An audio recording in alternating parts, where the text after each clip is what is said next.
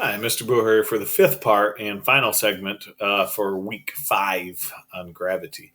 I left off kind of talking about satellite motions and how you can either have a completely circular orbit if it's moving, especially for the Earth. Each planet has its own orbital speeds and escape speeds. But if it's completely circular, you're going the same speed all the time because the gravitational force is the same at all parts. If it's an elliptical, where the center of mass would be one of the focus on an ellipse, you do have places like A where you are closer to gravity or to the center of the Earth, so gravity would be more. And C, you would have a little bit less acceleration due to gravity because you're farther away. Perigee and apogee. If you're talking about revolution, you would end up be revolution. You'd be talking about perihelion and aphelion in astronomy. But you also look at the idea that since you have an area where gravity is faster, your gravity is more, you're going faster. So point A, you'd be going faster. Point C, you'd be going slower. Or on a circular, it's the same all the way through. Now, if we also look at your kinetic and potential energy, look at C, your potential energy. You have more potential to fall towards the center of the Earth. So you'd have more potential energy here, but you're going slower, so you have less kinetic energy. Whereas part A, you'd be going the fastest, so you'd have your most kinetic energy, but you wouldn't be able to fall to the Earth very far, so you'd have the lowest potential energy. If you add potential and kinetic energy up to both of those, the total amount of energy still stays the same.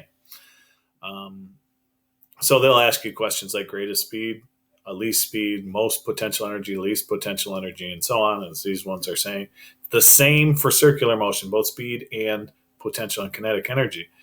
But we do see it changes for potential energy and kinetic energy of an elliptical orbit. Technically, you can get into the whole force components of it.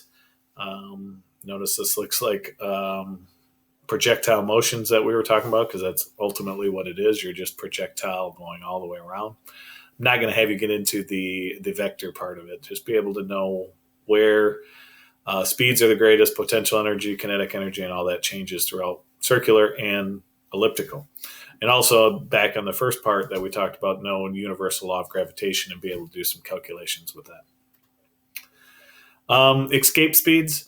In order to, if you were to go 11.2 kilometers per second, 8 is perfectly circular. More than 8, you're going to create that elliptical orbit. But if you go more than 11.2, you escape Earth's gravitational pull.